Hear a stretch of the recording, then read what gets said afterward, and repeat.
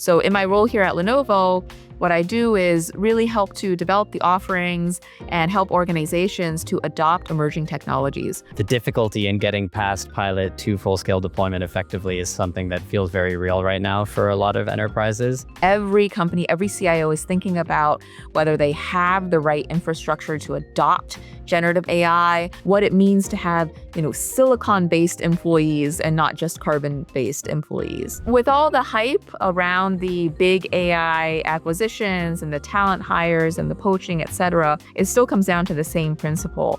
You got to understand the strategy and you have to have alignment on the vision. What is one thing that AI definitely won't be able to do in 3 years for you? AI definitely won't replace humans.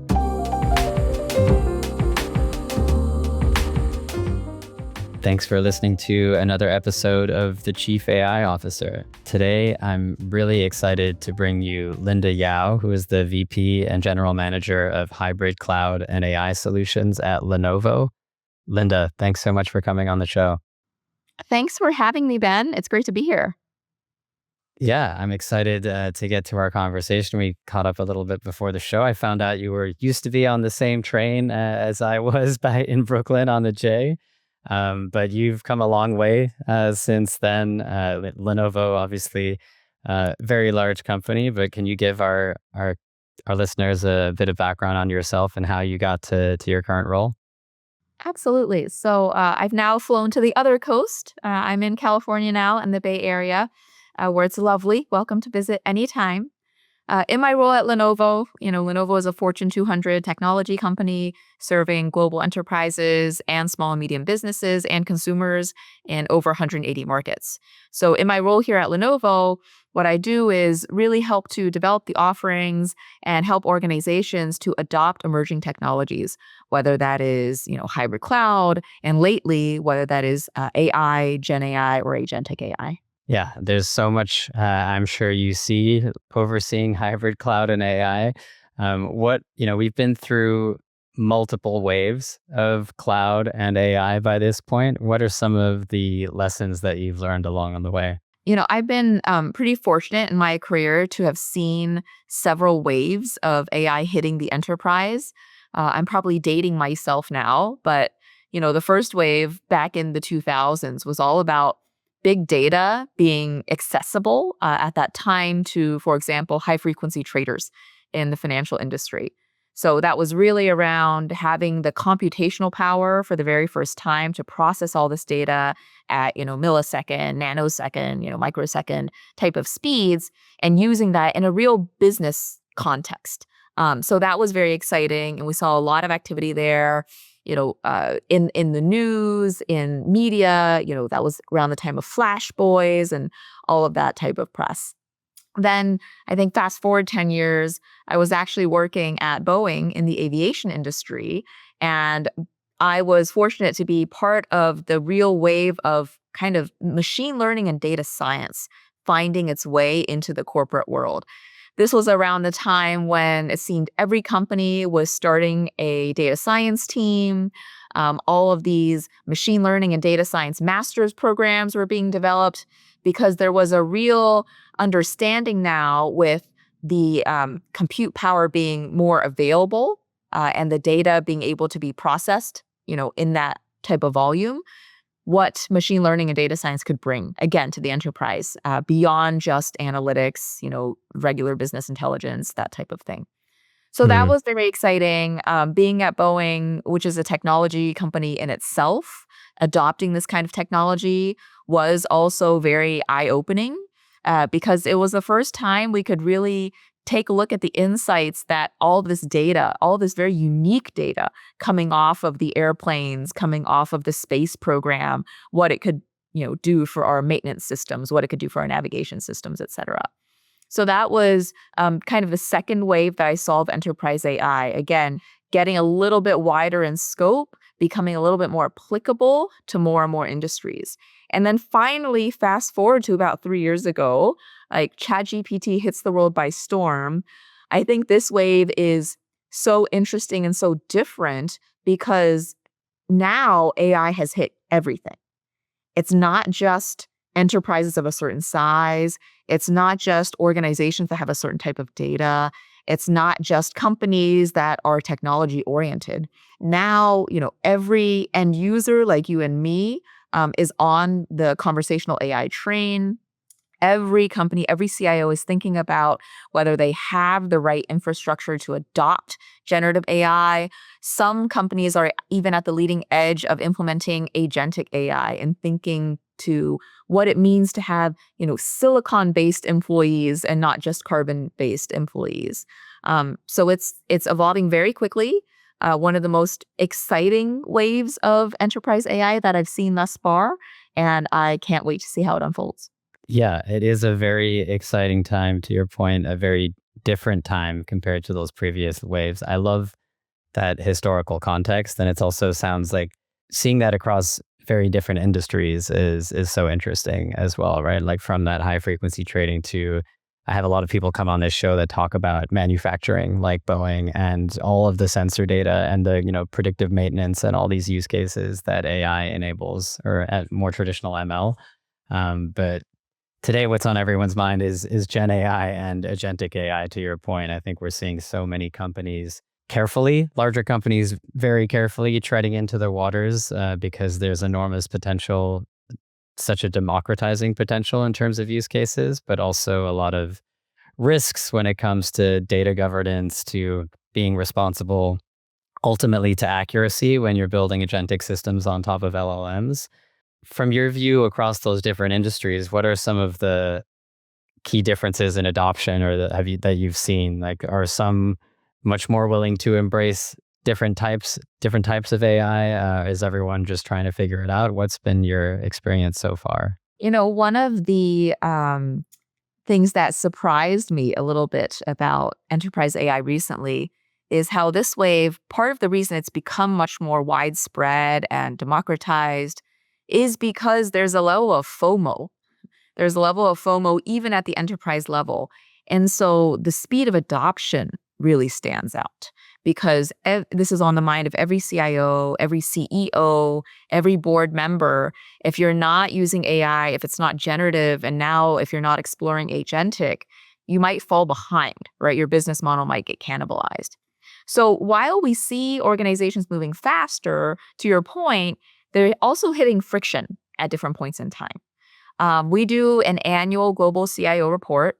And in the latest one, it showed that more than half of organizations have already started AI initiatives, which is amazing when I look at the pace and the rate of previous generations of technology adoption. So over half have started AI initiatives, but the majority are still very early stage. They're experimenting and they're struggling to operationalize. And when I look at some of the root causes of that, it really comes down to whether they're over things like the security hurdle, right? Whether they understand their data, is that data of the right quality? One of the things that we lean into a lot at Lenovo is whether the people are ready. Whether we've identified the right audience or the right department or the right function to be able to embrace this AI. And then finally, of course, is the technology ready? Is the infrastructure ready to support this high computational power that's needed? Do we know how to orchestrate the right models and, again, pull in and ingest that correct data? So that's really where at Lenovo we built this discipline around understanding the readiness of security, of data, of people, of technology, because we find that these are like necessary pillars to make AI really work in production and at some level of scale. The other major difference that I see among companies adopting AI now is in deployment preferences. A majority of CIOs now say they prefer having the AI closer to them in a more controlled environment just because of the nature of generative AI and the amount of data it can consume and the amount of data that it can also manipulate and change. So they prefer these like on-premise or hybrid deployments. And it's very different from the cloud first mentality of the past decade, right? So it's really reflecting the importance of data governance, compliance, security, data privacy, et cetera. Yeah, it has been very funny to see that shift, which you've been on the front lines of the rapid transformation to cloud. And now because of this underlying technology and the fears that you point out, that's now this shift back towards hybrid or on-prem. That's definitely something a lot of people on this show have talked about and that I've seen firsthand as well. You've helped design a lot of the operating models and business units at Lenovo, right, that have supported this transformation. What are some of the early decisions that you made in terms of how to build that out? You mentioned the pillars. What had the biggest impact on your customers' ability to execute? Yes. So for our customers, one of the things that we have really worked together with them to develop and co-create is our whole methodology around AI adoption and how to bring this technology to life inside of their business. It's not rocket science. We have a 5-stage methodology. It starts with discovery, moves into advisory and planning. Then the third stage is doing a fast start, right? Or like a pilot project, a proof of concept to get your feet wet. The fourth stage is deploying and scaling. And finally, the fifth stage is ongoing management. That's actually where we see a big gap right now in many of the implementations. And one of the reasons that they might fail, because doing a pilot is very exciting. You might even deploy that pilot in some instances, but we don't want to just be a flash in the pan when it comes to these AI solutions.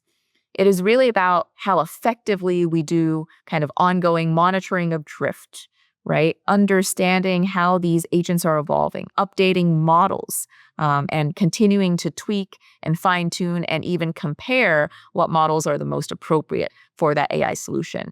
And of course, you always have new data coming in, right? Users coming in and out. Your business process that the AI might be applied to might be changing. And so that ongoing monitoring is so important. And that's why it's a key part of our 5-stage cycle. At Lenovo, we like to say we meet the customer or we meet the organization wherever they are.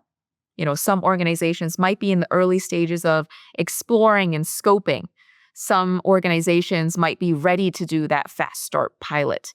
And others, they might be, maybe they've already done their research, they've done a ton of experiments, and now they want to deploy and scale.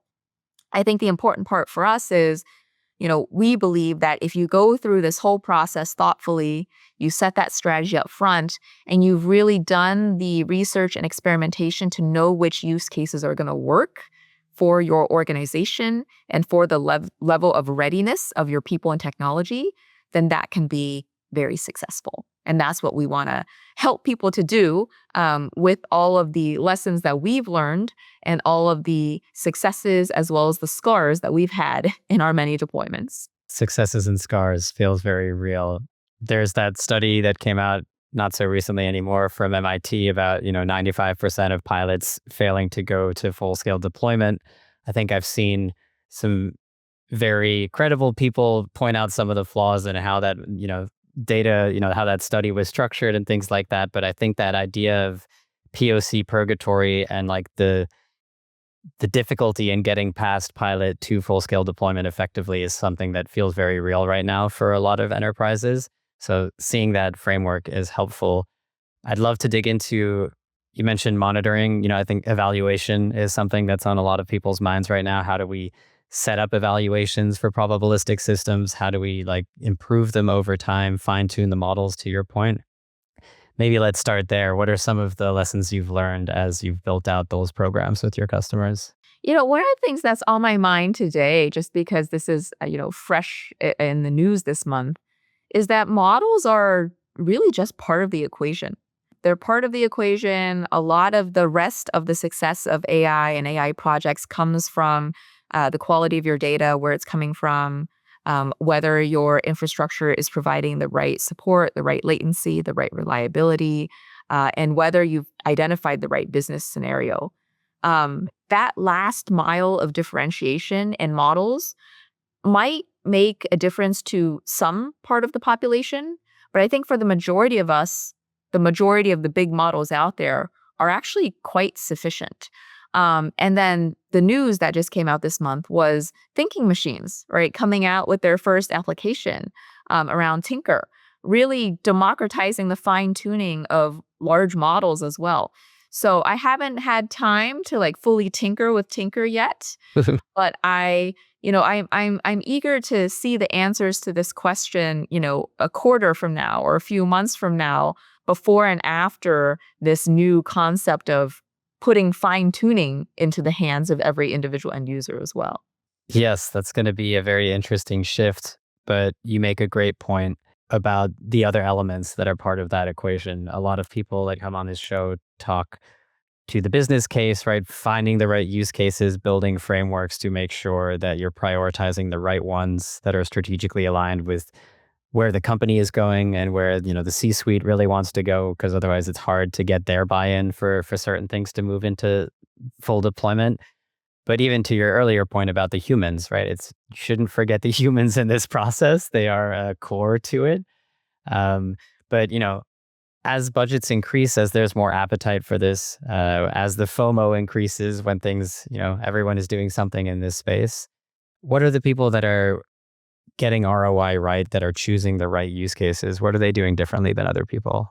Yeah. So for me, I've seen AI really move beyond the hype now because it's become more than a sales pitch and has started showing up in the P&L, right? So for me, it was very eye-opening when we saw results from scaling AI inside of Lenovo's own operations.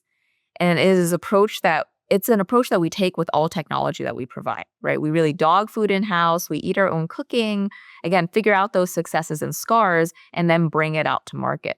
So what we want to do is take all of those learnings and figure out, to your point, what are the use cases that we have confidence in that will work, that will scale. So one good example, as you mentioned earlier, was around our manufacturing. So in the manufacturing and supply chain planning cycle, we've used AI and Lenovo to cut some processes of what used to take 6 hours for parts planning down to just 90 seconds, right? So this is like an order of magnitude shift that translates into like millions of hours saved annually for a company as large as ours. There are other functions like marketing. I think marketing was one of the very early functional adopters of AI. We've seen the same thing in Lenovo. Our AI-enabled content generation platform, delivers like 80% faster production, right? We've saved like literally 70% of our costs around this as well. And what that means is it's not just about cost savings. What it means is we can get this marketing collateral into the hands of our sellers, into the hands of our field reps who need it much faster in a much more customized manner, in a way that speaks more, individually to the customer in a highly personalized way, you know? Speaking of that, human touch in services, we've seen double-digit improvements in getting the field repairs correct the first time, which does great things for our customer experience and customer satisfaction scores. So these aren't just hypothetical, they're like real measurable business outcomes. And these are the types of use cases that we put into what we call our AI library. Our AI library is full of these solution cases, these use cases in both vertical domains and in horizontal applications. And they're really battle tested because we know that they work, right? We know that they work so that for enterprises who are looking at managing that risk appetite, who want to make sure their investments are going to pay off, we have a way to bring some battle tested, proven use cases to bring a higher degree of confidence in those deployments. Those are some of the great successes. Talk to me about the scars. What happened with those scars? Yeah. So with the scars, I would say that one of the things that we really noticed is needing to understand how you set up your technology environment and how you set up that infrastructure for your AI deployment. I'll give you an example. Uh, I've been to many customer calls, right, where organizations are struggling with deploying and scaling a pilot experiment that worked really well. And then when we, take a step back and we look at the solution architecture, it wasn't necessarily use case, right, that was a problem. It wasn't necessarily the data quality that was poor, but it was the fact that if you spin up a pilot or a proof of concept, with some dummy data inside of, a sandbox in a cloud somewhere, then it might not scale the way that you want it to in your enterprise data center, right? If that is where most of your proprietary information lives. So one of the things that we have found is really investing in ensuring that the architecture of your pilot is going to, be coherent with the scaled architecture that you would want to see after the success. That's really important. We've designed what we call the AI fast start stage precisely to address this issue.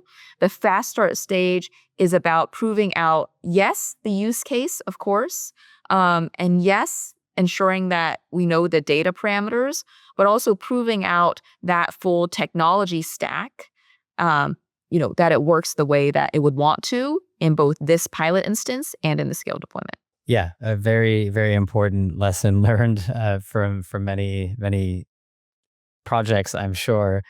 There's so many vendors in this space now. You mentioned, the different model providers and how maybe we don't need to do as much training, or that should be a strong consideration at the outset. But so many point solutions have evolved, right, across so many different parts of the stack and the different functions, to your point, whether that's in marketing or in operations or in HR. How do you help customers wade through all of that and actually evaluate which vendors are worth working with, which vendors, how do you choose yourself, and what do you choose to build in-house? I think the value comes in integrating the full stack.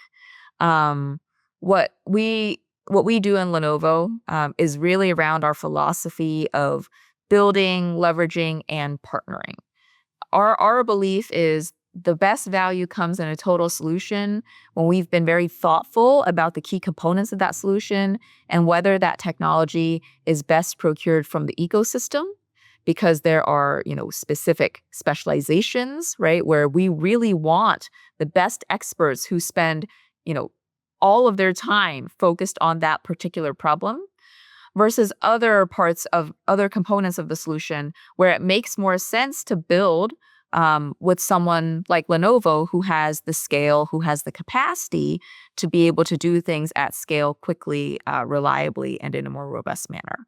That then relies on the ability to kind of integrate that solution, to be able to pre-test all those components together, and to be able to provide the type of SLAs and assurances and best practices to make that engine really work. So around that, the way that we choose our partners is we look at what partners really help to solve the biggest problem areas that our customers are seeing. Whether or not they're thinking about using AI to solve that problem, we see some common themes with our customers, whether it's around, improving throughput or improving quality metrics for a manufacturing customer. Or maybe it is preventing loss prevention and, preventing losses and shrinkages for a retailer, right? So there are some of these common use cases. We take that back to our ecosystem of what we call AI innovators.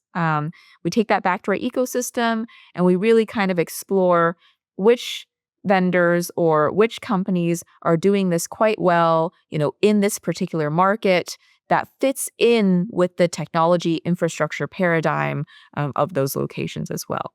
And then we do that work with the partner to, again, integrate, pre-test, reference architectures, validated designs, having all of these things ready so that the organization can be confident that we can make this work.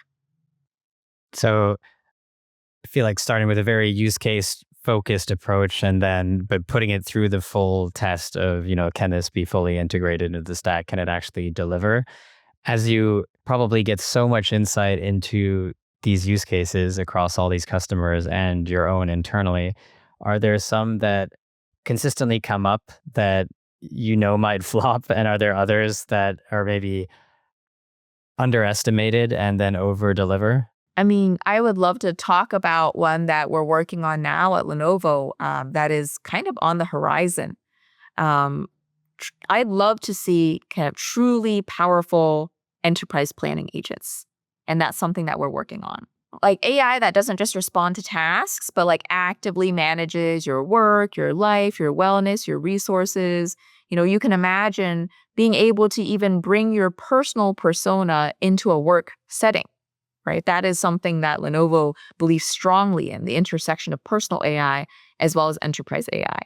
And the way that that manifests itself is, you could think about coming to work and then having an agent to help me multitask effectively, right? But then I have another agent that helps me prevent burnout.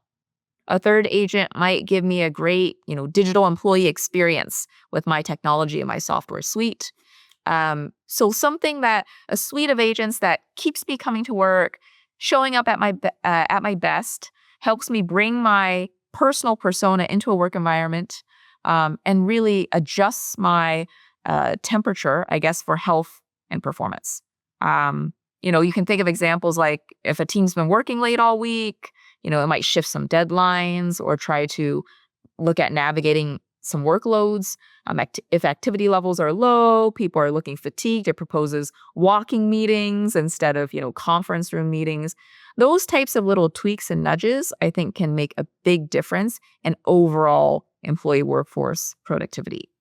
And so then bringing that back home, at Lenovo, because we have this full gamut of products and solutions from the end user devices, to the phone in your pocket, to the wearables, to the data center, to the cloud, we're actually able to then span this whole gamut, orchestrate these scenarios together to then be able to bring all of these agents together in a way that provides a really holistic and, hopefully immersive and seamless experience. That's such a key point that I think can be easy to lose. Like that use case sounds incredible, right? You feel like bringing more humanity back into the process of working for a large company, perhaps, and just being able to execute like agentic tasks across all of the context that your business has, not just personally but professionally, is very, very hard if you don't own the devices on which all of that context is happening, right? So for you, I guess you have this unique opportunity because you own that entire device stack, as well as maybe some of the delivery mechanisms, things that are potentially more difficult for others to implement. But I can see that's the true potential of multi-agent orchestration within a large company, right? Is can you cut out so much of the busy work, the planning, the checking, the context setting that takes us out of our flow and just takes us out of our productive work all of the time. It's a very exciting potential use case. So I wish you all the best as you explore it.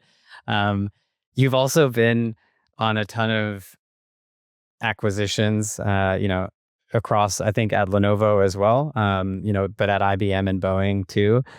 We talked about how you evaluate vendors. How do you evaluate an acquisition? At what point do you decide, okay, this should really be integrated fully within our organization? Yeah, it's a great question. It's a fun question because corporate mergers is a really fun field that's dear to my heart. The best acquisitions, to your point, are those that will will eventually integrate well, right? And integration comes in different forms. Integration doesn't mean like the mothership just comes in and takes over. Integration could be, this acquisition actually really helps to propel the culture of the parent company in a new direction, right? An acquisition could take the form like it has at Lenovo for a couple of acquisitions, could take the form of a brand new business unit that helps bring the parent company into a totally new market or into a totally new customer segment. So to me, the most successful and the most exciting acquisitions are those that have a clear path to value and to synergy, a clear understanding of where it sits in the strategy of the parent company and in the ecosystem, and then understanding again how how to ensure that the people element is taken care of, that the people are going to become, value added individuals that really work well together with the main mission of the parent company, and then can create much more value together from that. So in that way, it's very similar to AI, right? Making sure that the technology fits and is compatible, but then also making sure that the people are ready, that the people are aligned to get the most out of this investment. And has that strategy and approach shifted at all with AI, or as you pointed out, is it kind of it's still the same thing? Are there any other things that you look for in terms of integrating a potential AI partner into your stack today? Yeah, I will say that AI has allowed the M&A industry to get very creative. We see some of these aqua hires, we see Hmm. these creatively structured IP deals. At the end of the day, though, it really gets down to the same thing. The heart of it is, have I acquired, again, the IP or the technology that would integrate well with my existing stack or with my existing portfolio? And have I acquired the people or the talent that I think will stay and will contribute to my organization in a way that is meaningful, right? And moves us either significantly ahead on my trajectory or even pivots me into a different arena that I want to enter. So, with all the hype around the big AI acquisitions and the talent hires and the poaching, et cetera, it still comes down to the same principle. You got to understand the strategy and you have to have alignment on the vision. And I think that that has remained consistent. Yeah, that's good to know. I think it's easy with the headlines to feel like you're in the Wild West sometimes, not just with the creative mechanisms you pointed out, but even, some of the cloud investment deals and the large providers and how that is all structured and what it means for access to compute and things like that. I think we're seeing some very creative financial mechanisms to your point. Looking a little bit more to the social impact side, right? You have worked on a number of projects that are aimed at social good, not just kind of operational efficiency within Lenovo. What excites you the most out of those projects? Oh, I appreciate this question because I really enjoy myth busting kind of the doomsday view of AI. AI has the potential to do so much good. A couple of projects that are very recent and near and dear to my heart are all about how we can use AI to really improve the lives of populations that might have been overlooked, underserved, or just, difficult to serve because of resource constraints. We partnered with a technology provider in the Middle East to be able to create an AI, factory essentially that where they were able to create diagnostic health tools to diagnose and sorry these diagnostic health tools they're aimed at diseases that cause preventable blindness, right? So their Hmm. mission is to prevent blindness in a way that doesn't require an influx of expertise that they cannot access that readily. So these diagnostic tools allow experts as well as maybe physicians assistants as well as field hospitals or rural clinics to be able to more quickly diagnose things like diabetes, right, glaucoma, and other factors that lead to preventable blindness. So that's one that is very exciting. That's come online just in the past year. A couple years ago, we had the chance to work with a Bridge Academy in Hong Kong. And what this academy does is they really serve students with special education needs. And similarly, we were able to create an AI system using computer vision, using machine learning. Now we'll probably insert some agentic AI into it as well. Well, we were able to create a system that helps to augment the therapists that are working with these special education needs students.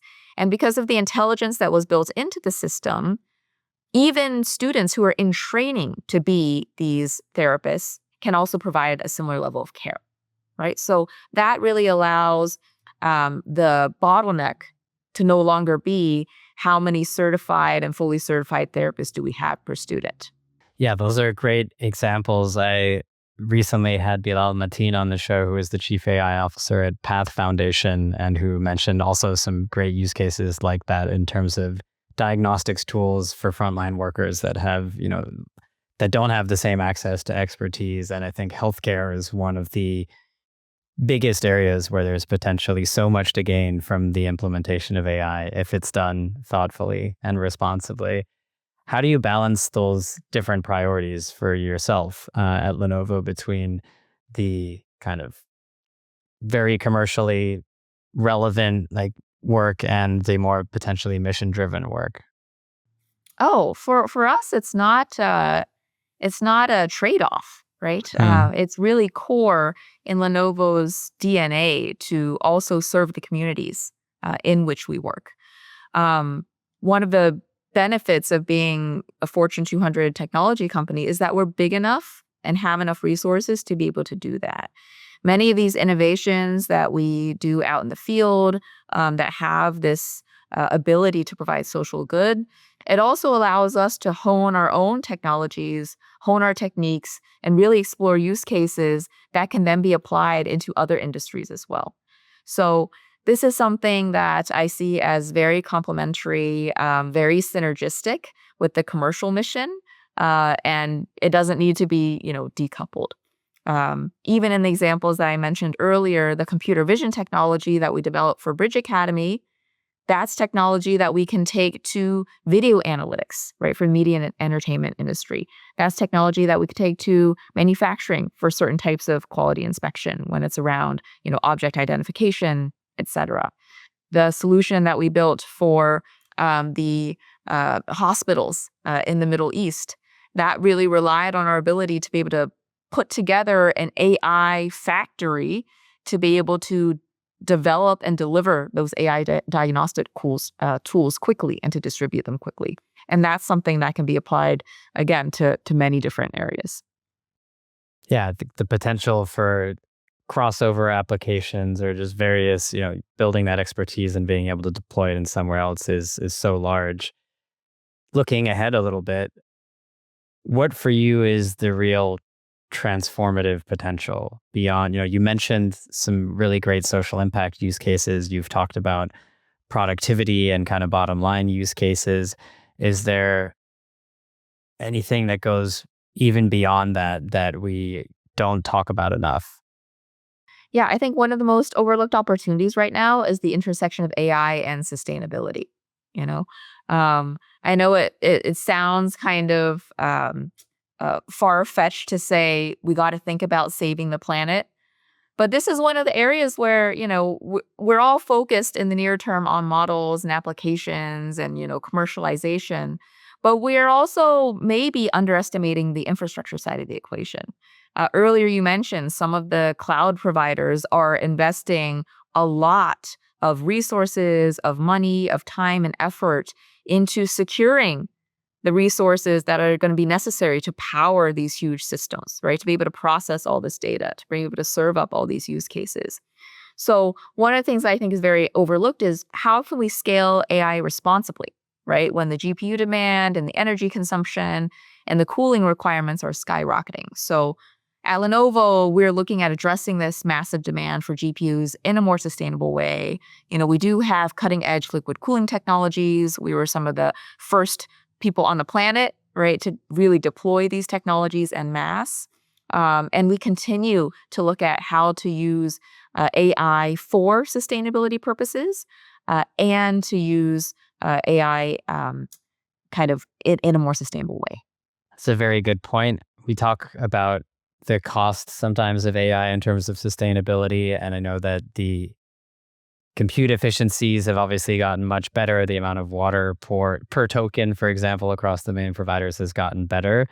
But ultimately, the thirst for power and data centers and compute and all of this is enormous. I mean, it's crazy to me in the US, for example, that this is the thing that is like bringing back a nuclear like reactor program to bring nuclear energy to the US. For Like I feel like sure. AI is having a huge role in that. And so it's not to be overlooked. And it's good to know that Lenovo is thinking about those things. We're running up on time because I could talk to you forever about this, but let's switch to a very quick lightning round. I'll Sure. ask you two questions. Just what is one thing that AI definitely won't be able to do in 3 years for you? Oh, AI definitely won't replace humans. I know that this has been a little bit of the fear that we sometimes see in the press or in the media or in other social circles. But I think Professor Lakhani at HBS said it very early on when Gen AI started becoming more mainstream. He said, AI is not going to replace humans, but the humans that know how to wield AI very effectively might be more successful than the humans that don't, right? It's just like any type of tool use. So there are a lot of things that, at least within the next 3 years, but I think the next 30 years, that carbon-based individuals still bring to the equation that the silicon-based cannot. I love the distinction between carbon and silicon-based individuals. It's a very careful description, but I agree with you. It's the use of a tool at the end of the day. I think we've had the same discussions with calculators, with the internet, with computers. It feels more visceral sometimes for people with AI because I think personally that they're seeing a machine do work that they always felt was reserved for humans with the use of language. And so they react to it differently. But ultimately, I agree with you. It will be that scenario where the people that can wield the tool better than others will be successful and work will transform. It won't just be eliminated. Last question. If you could convince every AI deployment or every customer to do one thing to get it right, what would it be?